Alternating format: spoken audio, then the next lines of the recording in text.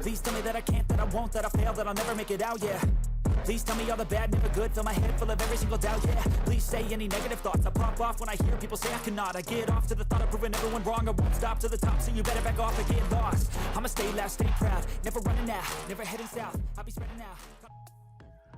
All right, guys, welcome hey, to another episode of Business, Funding, and Whiskey. We have today I have one of my best friends, somebody that I know for a while, especially when I started my business in digital marketing, Mr. Dan Martin. Dan Martin is one of the senior coach for Antra Institute, and he's a long-time digital marketer. This guy has a lot of knowledge. I mean, he's the one that actually helped me throughout the whole process of how to even learn to start my own social media. Because I remember when I first started, and this happened in the pandemic, no joke, I only had a Facebook account. I didn't know nothing about TikTok. I didn't know nothing about Instagram. But now we are everywhere. But guys, hey, Dan, welcome today. How you doing today, man? Oh, thank you for having me on. It's great to be here. And I love the whiskey part of this too. It gives me a good excuse to enjoy a little round ice cube beverages. I agree. Oh no, you're gonna like it even more as the time goes. You'll see. How you doing, Brock? How you doing today, man? Oh man, it's a beautiful day to be alive, right? And it's a great excuse to drink some whiskey and have some fun. That's awesome. Hey Dan, we know that you're doing amazing things. Yeah, I know you're here today by the grace of God, but I know you are traveling all around the country, the world. Tell us about yourself. Tell us, who is Dan Martin? What does Dan Martin does? And what is Dan Martin wants to talk about tonight? Oh, nice. A little open-ended questioning. I love it. Right? Perfect. I know. I appreciate it. Teed me up nicely. Very good. There we go, baby. You know what? Take a sip before you do that. I want some honesty tonight. Oh, that's awesome. Salud. What are you drinking, by the way? This is a little Knob. Is it Knob Creek or Knob Hill? Knob Creek. Yeah, here we go. Knob Creek. Yeah. All right. Yeah. The bottle looked. How about you, Brock? What? Had to go with it. Nice. Knob Creek's always a good choice. A little Dewar's 12 here. There we go. Doors as well. Let's go. Salud. Go ahead, Dan. Tell us about you, please. Absolutely. Thanks, man. Thanks for having me on. This is really a fun show. And I've been watching your social media grow, by the way, and you really are freaking everywhere. You know, the ZZ Top song Nationwide comes to mind, you know? And awesome. Thank you. Yeah, it's nice. Every time I turn something on, oh, there's Carlos again. It's sweet. nice job. I love it. You know, as you said, I'm the senior coach for Antra Institute, and for 5.5 years, maybe it's 6. I don't even remember now. December 2017, that's when it was. I started working with Jeff Lerner, and it was, you know, I showed up. I was a little scrappy, a little rough around the edges. I was having a rough time with my own business, and it was an opportunity to step into a new light. And of course, if you've worked with Jeff like you have, Brock, you'll have to meet the guy. He's amazing. You know, he kind of sheds that positivity everywhere he goes, you know. So it's been fun working with Jeff and building out that Antra coaching program, and then passing the torch on to Rob, who's doing such a good job with it now. You see the whole program absolutely, you know, starting to blow up. So it's been fun. Anyways, but I'll tell you what, deep down inside, I'll tell you what I really am. I'm a drummer. Like, I'm a musician. I'm a creative guy. I like graphic. I sculpt with clay. I'm a creative guy. You know, I'm not like a salesman. I actually love some of your pictures that you've been posting in Facebook, some throwbacks that before and after. Remember with your band? That was amazing, man. You look you actually look better now than what you did before. Thanks. Yeah, I was on a little bit of a, you know, I was looking fun everywhere I went. If it tasted, I ate it. If you know, drank it or whatever, if it was fun, I was looking for it, you know. And as a musician, that was a really easy place to kind of slide into. And you know, you wake up one afternoon and you look around and you're like, this is not what I was built to do. This is not what I was supposed to be doing with my life at age 26, 27 years old. My friends are getting married. My friends are having kids. They're investing. They own homes. I own 2 drum sets and 2 PA systems, you know, and a trailer, and that's all I own to my name, you know. And I've got this great book of photos, and some awesome memories, right? Yeah. But I went home and got my first job in marketing. I worked with CBS Broadcasting as a sales rep, sold radio commercials and TV commercials, and got into marketing there. It was a new for fun. Like this was fun. You get to hang out with cool people. You get to go do like photo shoots and video stuff. And I was on the field of football, games, and I was like, well, this is fun. This is a brand new kind of fun. So I really, really dug into that. And to be honest, now my new fun is the metaverse. And I'm sure you guys are, hearing a lot about metaverse stuff and thinking what is this metaverse thing and how is it going to look in 5 years? I mean, have you gotten a lot of that? Oh yeah. Oh yeah. I mean, you are here tonight because we want to hear more about it. Oh, nice.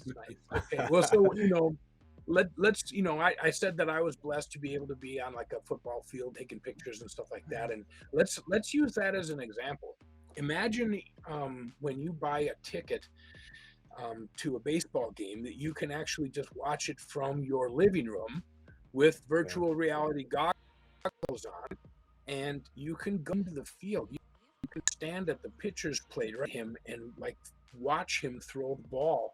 And when the ball goes whizzing by you, you can hear that snap of the glove. I mean, it's like you're right in that game, So virtual reality is changing the way we're going to go to baseball games and go to sporting events. It's going to change the way that we go to the doctor, for instance. Yeah. There already is actually virtual hospitals and virtual places where you put your virtual goggles on, and there's a little thing you can buy. It goes on your TV and it scans your leg.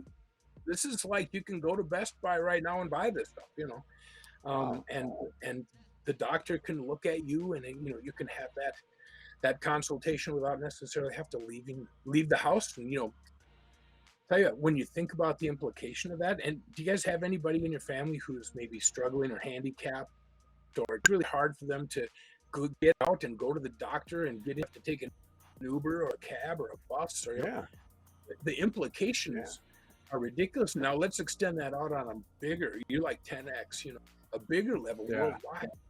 Man, think of going to the deepest jungle in the Amazon with a computer and having a doctor fix something there because you're right, there's this metaverse connection. So it's really, really at this, and we hear these people talk about this stuff and we think, man, this is a long time from now, but it is 2 or 3 years from now. And it's already happening to a certain degree now. So in other words, metaverse is like the multi-reality. So that's what we're talking about? Yeah. So, that's great. I love this. So when you think of the word metaverse, what does that even mean, right? What is it? When you think of the word interspace, or like some of the other words that we used to use they're out there in the stratosphere web, or whatever. That's what the metaverse is. Yeah. You ever played Minecraft, or do you have kids play Minecraft? Yes. Yeah. Or Fortnite, maybe Fortnite, right? Oh yeah, of course. Both of those are metaverses. That's what a metaverse is. Oh, I see what you're saying. Okay. You go on the internet, and it's a world that somebody's created, and you can put your goggles on and go to this world. And now what they've done is they've capitalized it, and they've turned it into a huge city. So you can go to the Nike store and buy a pair of Nikes and scan your foot for the perfect size shoe for both feet, and have them custom colored and buy them in the metaverse, and then they're shipped to your house. No way, for real. And they show up. Yes. And they had recently, Duran Duran did a concert in the metaverse, right? You put your goggles on and you walk down the road and you buy your ticket at the ticket booth and go. I mean, it's just like and then there's Duran Duran, and it was pretty cool. That was a live concert.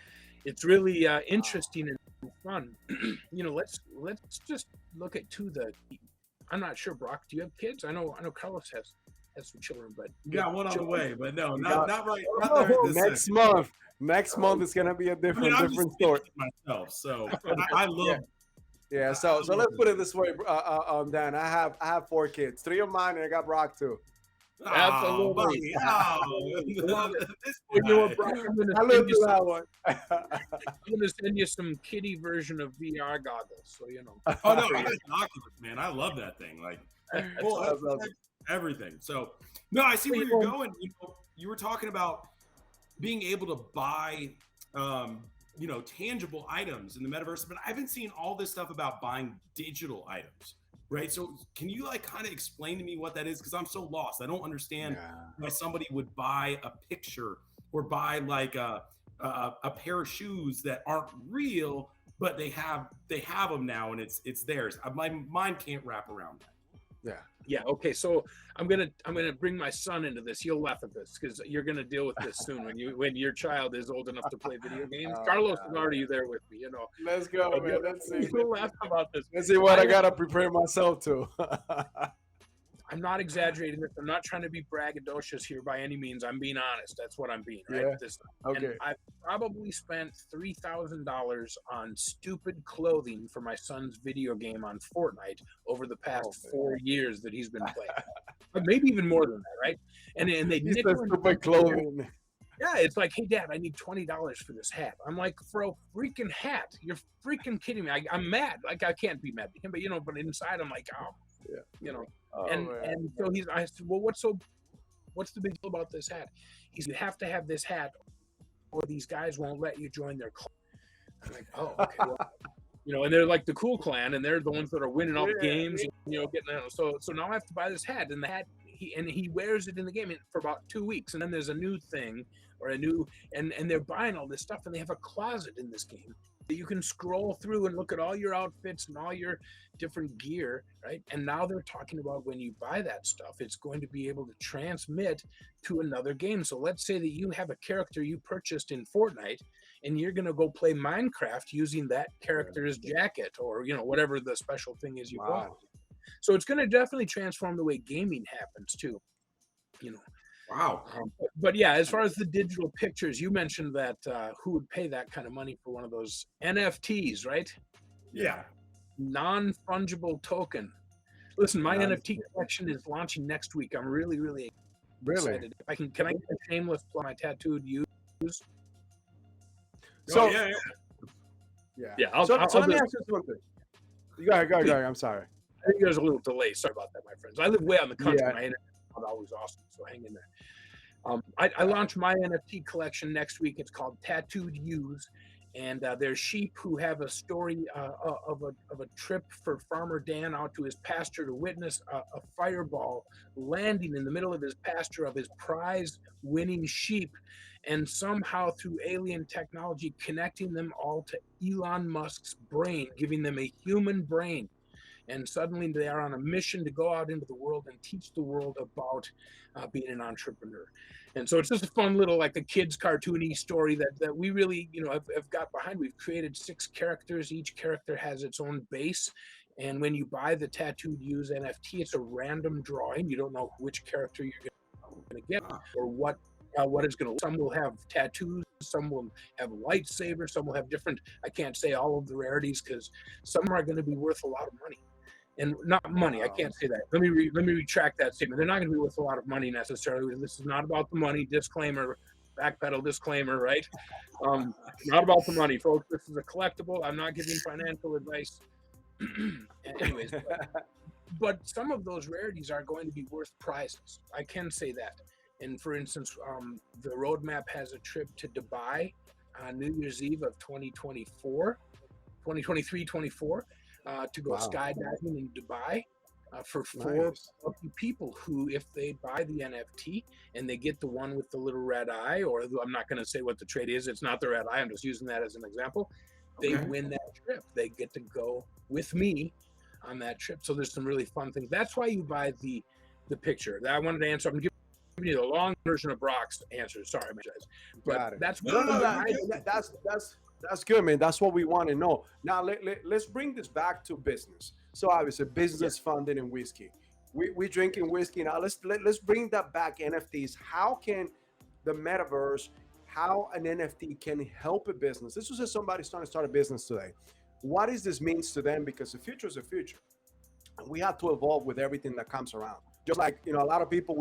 We went from AOL to everything that we have right now, right? Remember that thing and trying to get into the internet. Now we got terabytes of actually the internet.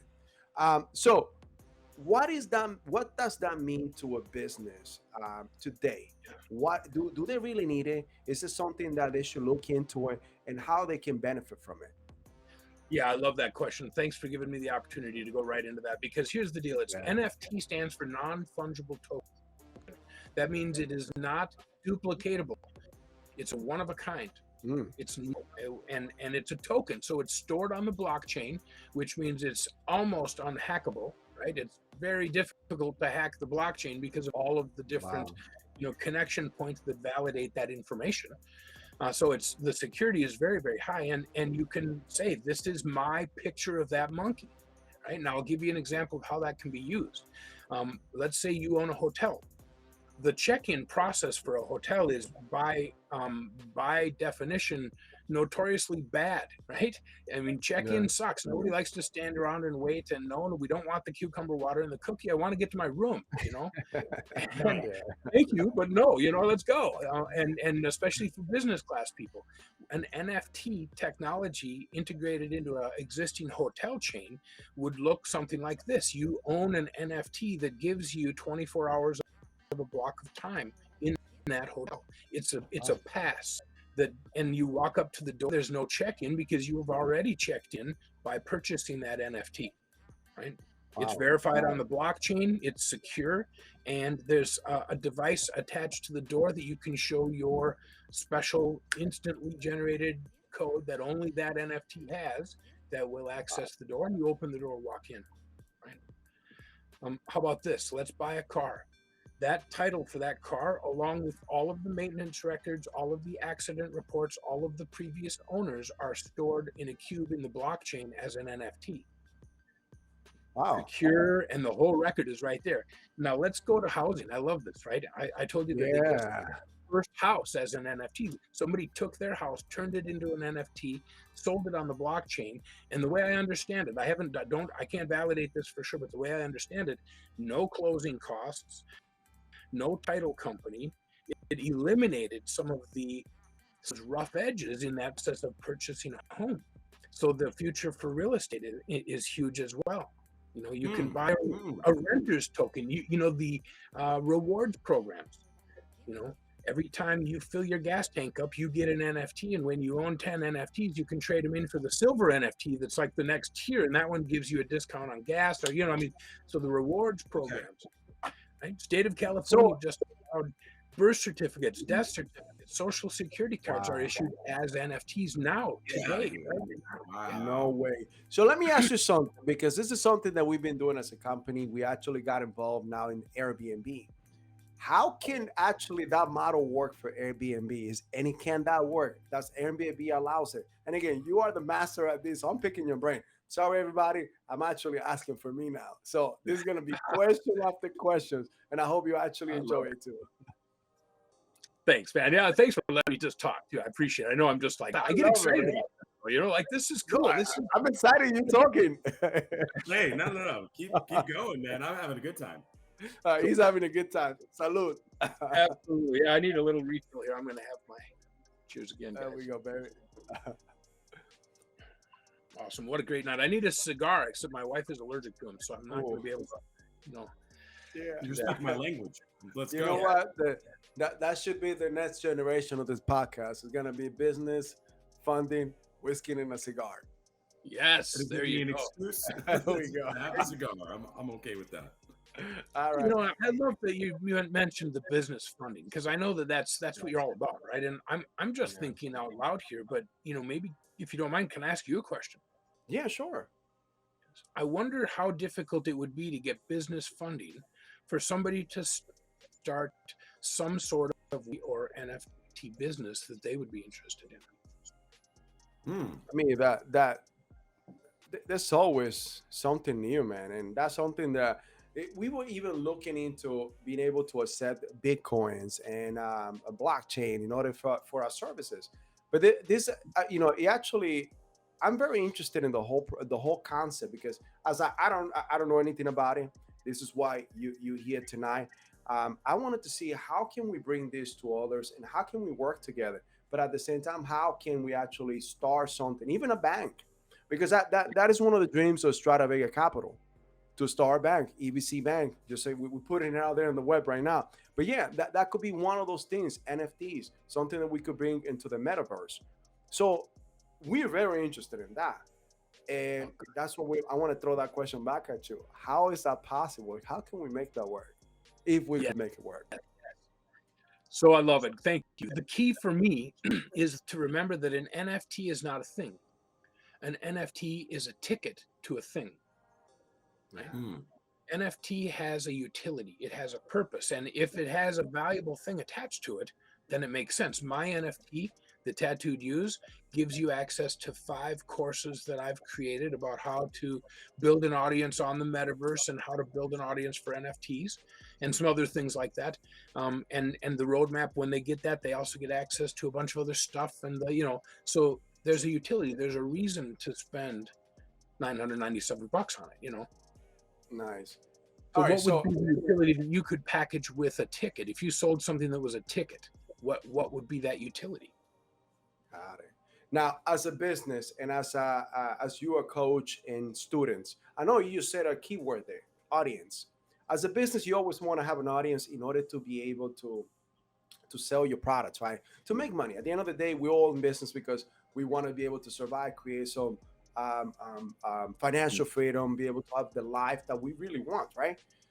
Oh, yeah. How and why is it so important for a business to have an audience? And how can they also acquire that from the metaverse? Yeah, that's wonderful. And I want to amend the question, if you don't mind me jumping in on that question. Yeah. I think it's important not just for a business to have an audience. Honestly, I believe it's important for anybody who is looking for growth in their life, whether it's in their job, whether it's in the community, whether it's in a political position, whether it's in as a business owner. I believe that being public means you control the narrative about what people think about you.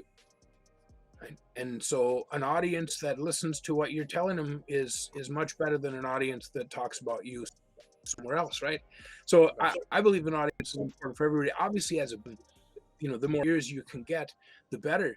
So most people think. I personally feel that actually more isn't necessarily better. It's the quality of your list, of your audience, of your family. I prefer that rather than list. It's such a cold thing, There's my list. It's the group of people that I really care about, Yes. And I think whether you're in regular Web 2.0 or Web 3.0 in the metaverse, for me, one of my core values is that the metaverse is filled with wonderful people, and we care about that. That's one of our core values. It's not about, and that's, boy, drives me nuts. I'll try not to preach too hard here, but when you talk about the $600,000 pictures of the monkeys and stuff like that, it turned our culture into all about the money.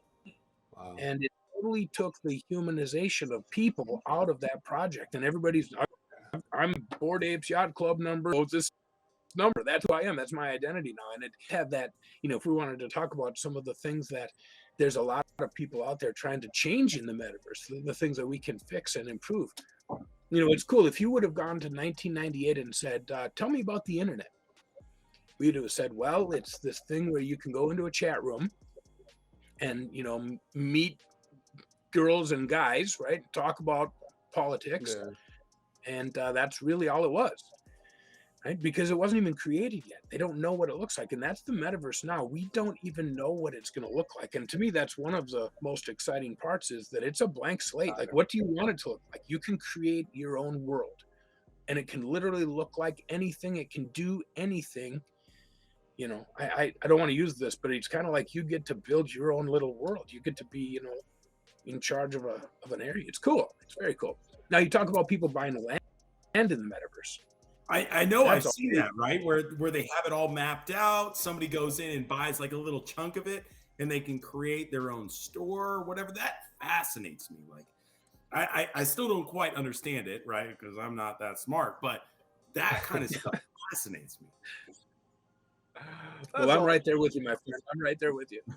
So let me ask you something, Dan. So as you said, anyone needs an audience. I mean, you're in politics, as a person, as a business owner, so anyone. You also want to create a brand. How can the metaverse help you to create a brand in Monday? Yeah, absolutely. Important to have a brand in the metaverse right now. And really, if I can just speak urgency in the Yeah. moment, do it right now. Go get your brand started right now, Mhm. because that's who wins.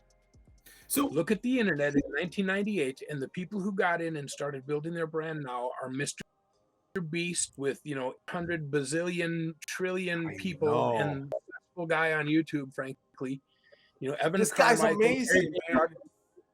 Yeah, yeah. Early adoption. Get in there now, right? yeah. Yeah, and build. So Dan, I got a question for you, right? So, there's a lot of people out there that don't quite understand what a brand is. Can you help kind of describe that and what it should feel like, what it should look like? Hey, I love that question because boy, I hear it all the time. I've had about 5,000 plus students now in my career as a coach. Yeah. A lot of that was with Entre Institute. Some of it was even before that. But when you ask most people what's a brand, they go, "Well, it's my logo, right? My colors, my logo." Yeah, I've got a brand. It's a car, right? It's a picture of a car. Yeah, no, that's not what your brand is. That represents your brand, right? Yeah. Brand colors, and a good company would be what we'd call a brand standards card, right? Where we'd have a list of your 3 favorite fonts that only when representing out in public, these are the only 3 fonts allowed to go along with our brand. And your colors that are exact down to the colored number. So like I want the blue, so it's B00964. It's that exact shade, and then the Yeah, yellow. that's awesome. And then it's got the black and white logo and the color logo, and it's got the transparent logo, and it's got, then that's your brand standards. But that's really just what represents what people think about your customer experience. Mm. What's the experience that they have with you as a business? What is their overall impression of you and how you work? And how much of a leader are you? How much can they trust you?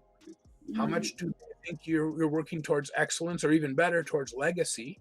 Right. Yes. Those are all things that people think of, and it's subconscious, and they say in 3 seconds they've formed an opinion after meeting you formally. So yeah, to me, that's a brand is your customer experience. And then have a cool logo. And have a cool logo. It's a good color. Yeah. Now, that's a depend on the market or the type of market that you actually target when you created a brand, or this is something that should be specifically for everyone that you meet. That's Great. Yeah. I had a student who she showed up with her logo, and she said, "Okay, here's the deal, Dan. I have this oak tree in my grandma's yard. It's beautiful. It's huge. It's 110 years old. And my grandma and my grandpa, when they were dating, carved their name into this tree when they were like 14 years old. And it was actually planted by my she had this huge thing. Like, that logo was so emotional. She wanted that tree, and she wanted sunset because there were butterflies. And it was like this whole story. And that logo represented every ounce of anything she cared about in her life. Like, she's put so much thought into it. And I was touched by that, because it was very, somebody that actually cared enough to spend that kind of time putting that together and thinking about it. I thought that was really interesting. Unfortunately, I had to remind her, Julie, sorry, I shouldn't use her name. This is a fishing lure. It's a fishing lure. If it's not working with the pink color, you have to use the green color, and if it's not a worm that's making the fish bite, then go to a minnow. It has nothing to do with an emotion, So I think if we remember that our brand, our job, if we're truly forward thinking about our audiences, if we're really caring for people, then everything I do should be about them, not about me. That brand is not about me. They're about me. What does my audience need to see to trust me, to know what I'm all about, to be interested in opening up a door and talking to me and allowing me to help them solve their problems? It's all about them. I don't care if I like the logo or not. I want somebody to design a logo that everybody's going to like, not my decision, right? I love that analogy. It's a fishing lure. Yeah, you're absolutely right. So, phenomenal, right? So what, in your opinion, so I want to grow my business. I want to expand my business. I want to keep year after year. I want to overachieve what I'm doing. So what would you say is the fastest way to grow your business? Oh yeah, easy question. Thanks for giving me the softball. That's awesome. That's, No, I love it. That's a layup right there. You drinking, we're drinking. A layup for you, baby. Love it. Love it. Yeah, you're making this easy, so thank you. No, listen, this one business doesn't do well. Every single business doesn't do enough. Well, okay, so that's maybe a broad brush that I'm painting with. Maybe there's a few on the fringes. Most businesses do not create enough content to drive organic, meaningful, relationship-minded traffic. They don't create enough. What does that mean, content? Yeah, so they don't make enough. If you own a business, you should be doing 3 TikTok videos a day. And this is my opinion. I don't mean to you should you. I don't mean to be but in my opinion, if I were a new business, I would be doing. In fact, I am doing 3 TikTok videos a day, every day, and I put them into a program called, well, I'll just tell you, repurpose.io, and I connect all of my social media to repurpose.io. And when I make one TikTok video, it automatically pulls it out of TikTok, removes the watermark, conditions the music so it won't copyright issues, and plugs it out to Facebook group, YouTube Shorts, Facebook Reels, Instagram Reels, Twitter, TikTok, LinkedIn, Pinterest, and a few other places. And then it stores that in my Google Drive so that I can use it in a couple of months just as a repeat with maybe some different music in the background. So it's really effective. And if a business isn't leveraging that syndication strategy of just, firing out content, you have to get nets in the water, We're catching fish here, right? Yeah, that's true. I love it. So, I mean, social media is the new norm, right? So, I mean, I feel like every business should be out there if they're not already out there. I know that, Carlos, you were absolutely killing it, as we talked about earlier. You're everywhere, right? So I completely agree with what you're saying there. You know what? He is killing it too. The guys everywhere. You know what? I'm killing it because I have a great team. It's not only me. They make it easy for me to be able to be out there. So thank you, Brock, and everybody else. The editing is good. I mean, really, you've leveled up your editing. I see graphics. I see, the captions are in place. You're hitting all the marks on that stuff, Carlos. We going. The goal is to help people. The goal is to put good enough content that people see the value of how we're trying to help our community and be able to help businesses. Because the goal here is to be able to help businesses to understand that they can get lending. A lot of people go out of business. That's one of the things that we teach. Yeah. 1 out of 3 businesses will go out of business in the first year because of the lack of capital. Right. And then you can build it. And we could help you in record time with the system that we have created in less than 90 days. So again, I just went into my pitch there real quick. Throw it in there. Carlos, and just because a business needs capital or needs funding doesn't mean that it's a failing business. A lot of big businesses out there, big or small, really, they go through these ebbs and flows, right? So there's down times, there's stagnant times, and then there's peak times. And if you don't prepare for the stagnant times, then your business will ultimately, it's going to need an influx of cash flow. And the best way to go about that is make the right decisions when you're looking for business funding or you're looking for lending, right? And what I mean by best decisions, it's not just the most amount of money that I can get, but what is the most favorable terms? What's the best ethical decision for my business, right? So, I mean, that's a lot of things that I feel like the majority of companies out there, not companies, I mean, small business owners, they're like, hey, give me funds. And they don't think about 12 to 18 months in the future when they're having to repay those funds at astronomical APRs because they were guided by the wrong company. And that's just my little quip there. I'm going to shut up now. But No. And it's completely true. So I'm gonna steal your thunder here, Dan, real quick. So I want to give an example of what we mean by this too, and how we can help a business to not only obtain that capital, because a lot of times you need it. It's not a failing business like Brock stated. So for example, when probably a couple years ago, I used to own a couple gas stations. Back then, before the Fuse cigarette came out, we were a tobacco store. So a gas station usually makes money on the convenience store and not on the gas. So the gas, the goal is to bring as low the gas as low as possible. So you're able to bring the person in. Once they're in, they always try to get something. Now, fortunately and unfortunately for me back then, the store that we had was a tobacco main. So about 75% of all our sales was tobacco. Back then, when the fuel started to come out, then the sales on tobacco started to go away. Now I didn't know nothing about business credit. If I would have had business credit, then I would have had some reserves. And that's what we teach people. Learn how to get business credit and have it, and not need it, then need it and not have it. Right. So no matter what, when you actually sell tobacco, you sell it at a loss. So you sell it at 90% of what you buy, and then the company gives you a kickback at the end of the month with a 10% of revenue. So you make money, but you need to be able to know how to manage your money. You need to be able to know how to actually gain this capital in order for you to be able to invest it back into the business. But guess what? Once tobacco was not selling, we were still selling at a loss, and didn't help my ex partner. This is what Brock talks about. What's going on with you and partners? No, that partner that I had, he started investing money from the company, so we actually had to sell the company by the gas stations at a fire sale, and we had to sell the other one in order to cover all of our expenses. Oof. But I know. Oof. So, but if I would have known more about business credit back then I would have had the grounds for me to be able to even buy the person out, just kick him out, and be able to invest back into the company because I knew how the business worked. So that's what we teach. Like I said, it's good to have it and not need it, and need it and not have it.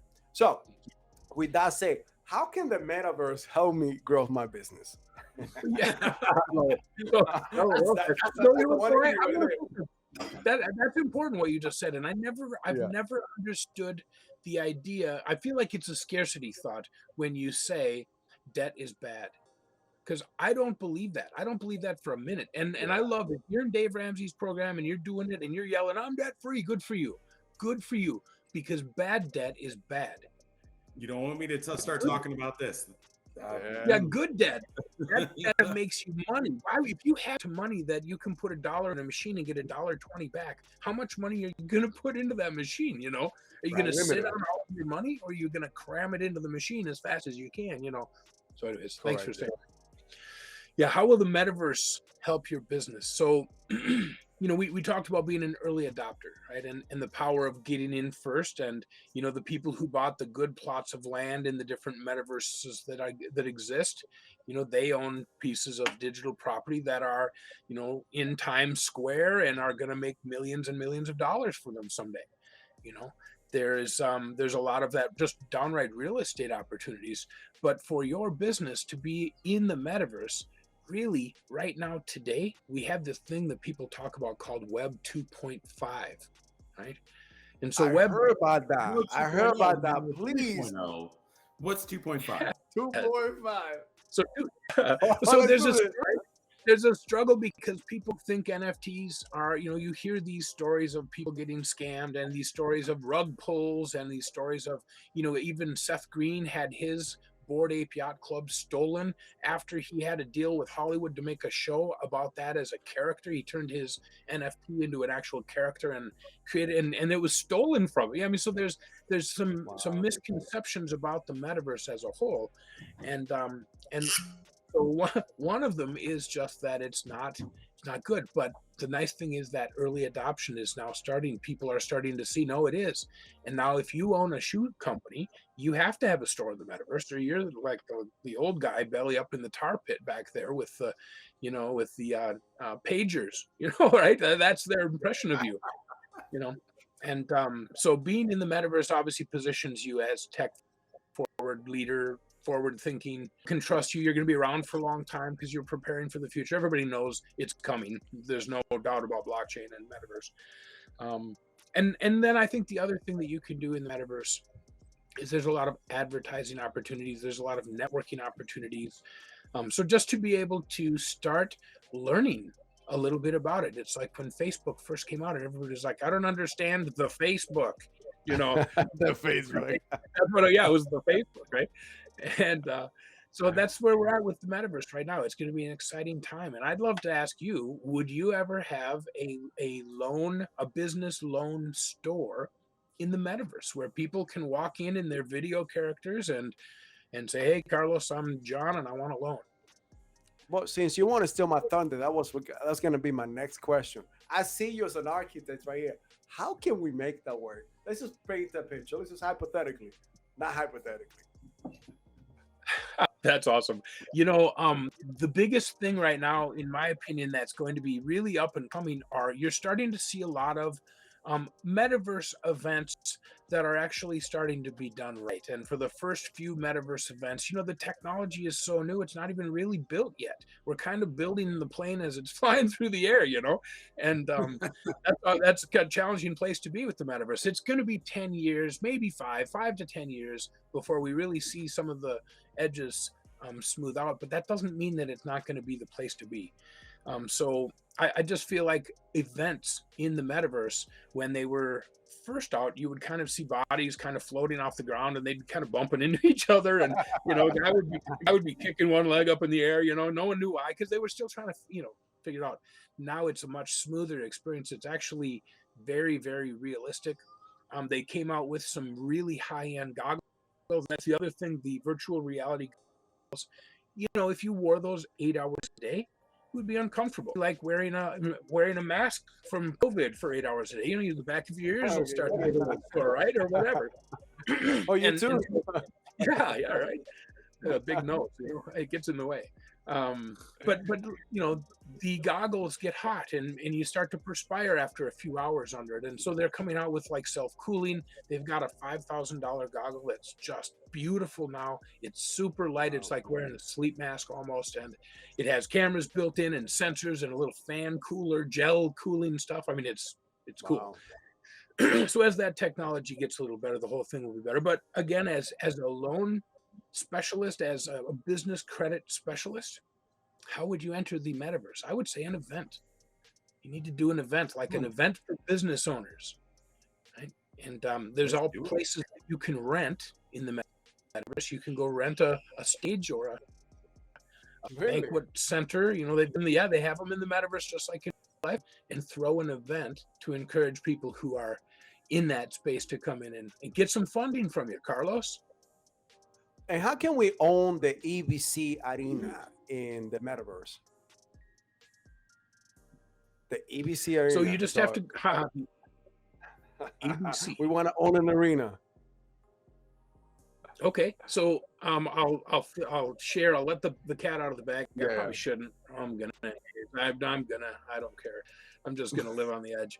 So I partner with I built an agency, a name, image, and likeness agency that we represent sports figures. Right now we have some college football players, and we're creating a digital collector's card, their rookie card. Most of them are going to be drafted. They're great kids. And so we're creating those digital collectible cards, right?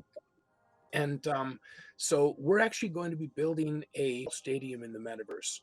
And that's going to be our company is called Metasports Digital. It's going to be the Metasports Digital Arena, and it's going to be dedicated to our dear friend Brandon, who was our business owner and passed away a co-owner with our company and passed away last January from a really aggressive form of brain cancer. 26 years old. So there's Brandon for you. Thanks for letting me mention him. Appreciate that. Awesome. Yeah. So if you want to build a stadium, build it right next door to ours. It'll be like Home Depot and Lowe's, So as a business, so let's just say you say that you could own real estate within the metaverse. Is that something that also is like in the real life that grows up in value? How do you purchase it? How do you acquire it? How do you do that? I mean, I want to own a home in the metaverse. Is that obviously I see my son playing and he plays, like you said, what was it? Fortnite. Here we go. Fortnite. I always forget about that. So Fortnite. He always playing Fortnite, and I see all the little things that he does. Whatever he buys, he plays with friends, and they're able to play. He got friends from home and friends that are in their house, and they play virtually. So how can we actually, if someone is looking to acquire something as a business, is that possible? And does it go up in value? Okay. Very much so, yeah. So picture this. I mean, obviously it's very similar to regular real estate where inside of the video game, like let's say inside of Fortnite, you could buy Hmm. like the top of the mountain where the cool house was, and you could buy that. And the owner of Fortnite said, "Hey, I'll sell that spot to you, and you can build a fence. You can do whatever you want. It's yours. You can cut the top of the mountain off and light it on fire and paint it green if you want. It doesn't matter. It's yours." And there aren't a lot of rules in the metaverse. So buy the plot of land, and then you hire a development team that specializes in building things, and you tell them what you want. I want a roller coaster, and I want a hot air balloon that lands here, and I want a helicopter port, and I want 10 yeah, I don't know, maybe you build what you want to build there. And it's Wow. pretty cool. It's pretty cool. That's And then amazing. once That's it's there, how does that, yeah, I mean, if you build something there that people want to come visit, and that's the idea in the metaverse, you want to build something not for you. You don't want to sit around with these goggles on by yourself. The point of the metaverse to begin with was that, this is supposed to be a place that's going to be a much more friendly version of social media. The metaverse came to be because they said, hey, listen, and I'm going to use Republicans and Democrats, but you can insert whatever. That's just for the example here. yeah. Republicans, you can go build your room over here, and all the Republicans are going to go over here. Democrats, you build your room over here, and you guys go out over here, and then there's never any fighting, right? And that was the whole purpose that the metaverse started on, the principle founded on. So you're going to see a lot of that type of thing, different locations as well. That's an interesting concept. Dan. Yeah. Now, Dan, you've been a coach for many years, and then your shift on what you've done in life from being a musician, an artist. I mean, you're still being an artist today with everything that you actually forming. I mean, only you and someone like you can actually create what you're creating, and that's why I love, because a lot of us need people like you. The people that are able to design, people that are able to think outside the box. Because I may have a thought on what I want to do, but I don't know how to put it together. Let's put it that way. I know my strength, I know my weaknesses, and that's a hell of a strength that you have. Just like Brock. Brock is a hell of an artist too, by the way. So, Oh, nice. one thing that I wanted to ask you is, you a coach, you teach. If someone, and again, now we're gonna go back to business, not only the metaverse. If someone is looking to hire, to look for a coach, a mentor, how can they do that? What's the best path to take? Or what is the best way to be able to decide which is the best coach for them? Yeah, that was a really, really important question that when Entre Institute had a big growth spurt, excuse me for a minute, good whiskey. When Entre had a growth spurt and it was time to bring on more coaches, we had to ask ourselves, what do our coaches need to look like to provide that excellent experience that we insist on, that Jeff Lerner won't put up with anything less of. For the most part, he is just a, you look at that Entre logo and it's the big letter E, and I feel like that stands for excellence, right? Anyway, sorry, I don't mean to be an Entre, but as a coach, we looked at that, what we need to provide to people to be top notch, Yeah. and I always had this vision of I was in pest control back in the good old days, in my earlier years, until I started growing a third eye from the chemicals. We had it removed, thank God. But yeah. But we would go to these conferences every single year. There was we had to do ongoing training with the state of Minnesota, so we'd go to these conferences, and the guys from I forget the company name, but anyways, the one company, they were like, so everybody knew they were the best pest control guys. Their training program was like almost a year instead of 6 weeks, and they had all the really scientific jobs, and they had the best equipment, the coolest outfits. I mean, everybody wanted to work for that company. And when they would walk into the room, there was 300 or 400 pest control guys sitting in this big banquet room at a hotel, and they would walk in last, and they would walk in single file, right? And it was almost a big production as they came in, and everybody would walk in like, oh, there's those guys, those badasses, And so for us, it was all about building that team where when we walk into the room, people know that we're not messing around, And so how do we define a good coach from a not good coach? The first qualification for me, in my opinion, is they have to have some proof. You can't just teach, you have to do. First you do and learn, and then you teach after you have results, right? I was so blessed. I had a failed newspaper, and failed is a little harsh word. I closed it. I chose to close it up because it was failing, right? It hadn't failed yet, but I could see the writing on the wall, And so we turned that into a digital agency, and it was such a tragedy, and I was hurt. It was my baby. I built that damn thing. Excuse my French. And when we turned it into a digital agency, at the time, I thought it was a thing for me. But now coming in as a coach, it was my proof. I had to have that proof to start coaching. Wow. And so, we look for that in a coach for sure. And I think that's what you should look for too if you're looking for a coach. I also think that, you have to reserve yourself to hiring somebody who is going to piss you off on a regular basis, hopefully, and is going to actually hold you accountable, not tell you the nice stuff all the time. This is something I'm working on, by the way, as you know, Carlos, right? I'm Minnesota nice, and sometimes I have to say, hey, what are you doing? You didn't complete the task, Carlos. How come? Did you screw up the calendar again? Right? And I have to be able to say that, and people are upset at that. So when you're looking for that coach, I think it's important to choose somebody that's going to push you. It's okay. I'll take it. Yeah.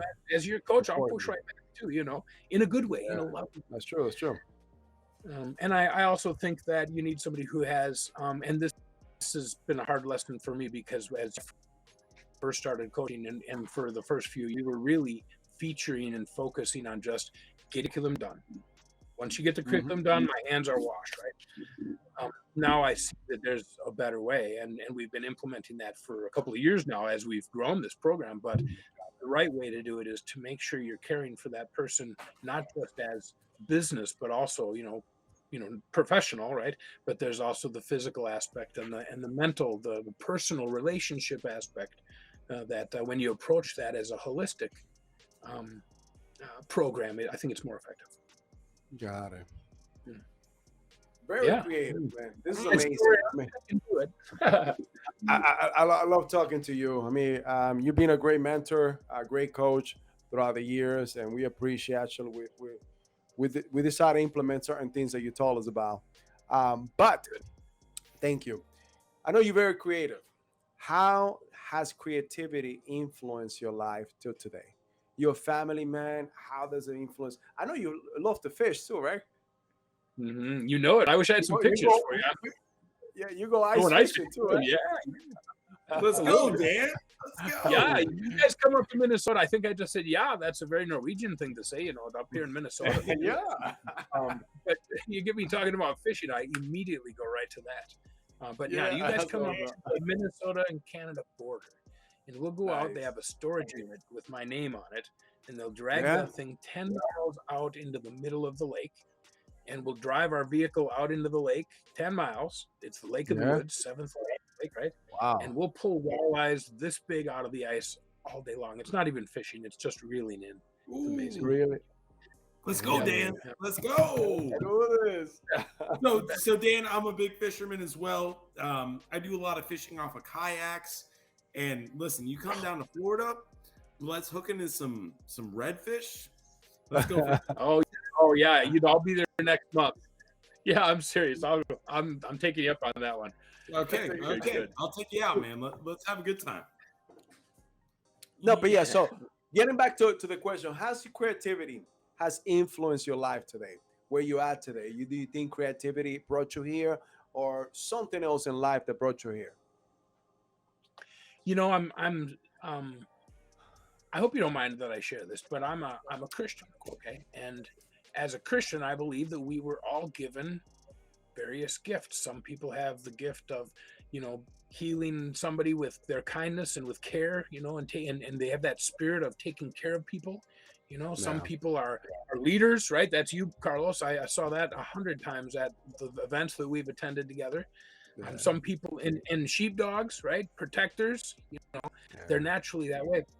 I think that it has a piece of creativity in themselves that, whether it was in the 4th grade or whether it was in the 1st grade, or your mom said, didn't hang the picture on the fridge, or, somebody said you're singing off key, or, that statue looks stupid, or whatever it is, right? Somebody has stopped our creativity along the line. and gave us the thought that I don't do that well and that I don't have that talent. And it's tragic to me. So yeah, creativity is what saves the world, by the way, in my opinion. This is how we fix everything. I think that our problems can be fixed mostly with the entrepreneurial ideas and core values of an entrepreneur. The value that I understand that work is important and I reap my rewards, right? And the idea that I know that I can learn skills and fix problems with those skills. And without those new skills, I'm not going to fix things. I'm not going to have the life I need, right? I mean, the world is, frankly, I don't mean to get all philosophical, but the world is setting us up here, guys. Don't you think? I mean, we're being taught to be sheep. The education system's broke, right? That is The true. college system is broke. The high schools are having problems. I mean, there's some stuff in the world that's not teaching us to be creative, to be entrepreneurial, to live that wild side and take chances and be happy. Sorry, I get passionate about this. No. Yeah, I mean, this is what everybody got to hear, and we love it. We love it. This is what everybody has to hear. Right. There's a reason creativity. that business finances aren't taught, right? So personal finances, business finances, you can't even learn how to write a check in school, let alone how to manage your finances, how to make sure that you've secured finances for the future. So, I mean, we're all for this. Yeah. So I just set my daughter up with an infinite banking program, right? So we have this life insurance policy that we put money into, right? And that grows interest. We take loans against that. She gets the money right back. It's a wonderful, wonderful thing. And they don't teach things like that in school. They don't teach What things is like that? Let's talk about that. Let's talk about that. Is that an IUL?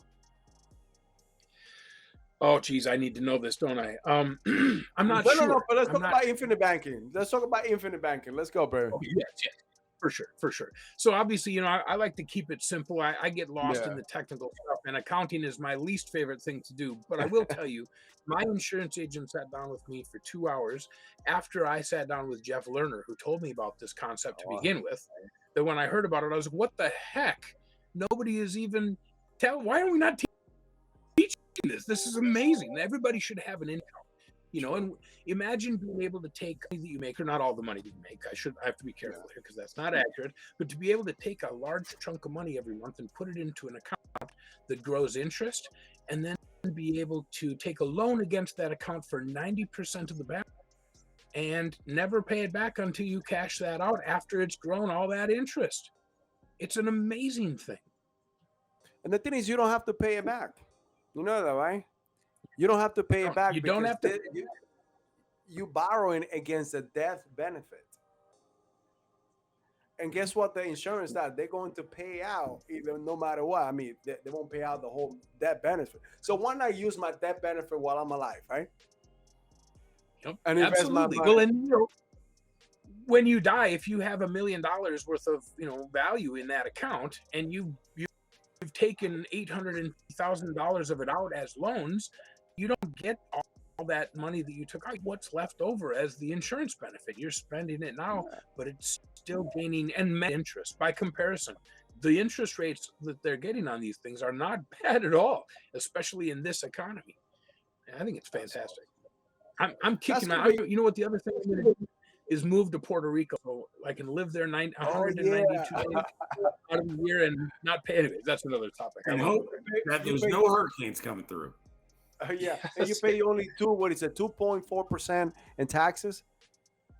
Yeah, you don't pay any state taxes, or maybe it's any federal. I don't remember which. Federal. Federal. But you need to be at least 181 days out of the year in state. So in Puerto Rico, doesn't have to be recurrent. You could just go back in and out. You could be there every other month. So let's move to Puerto Rico. Absolutely. I visit Del Mar as often as possible. It's this really cool community on the southeast corner of Puerto Rico, where a bunch of internet marketers have bought the land and fenced off the area. It's a gated community. They have their own police force and their own schools.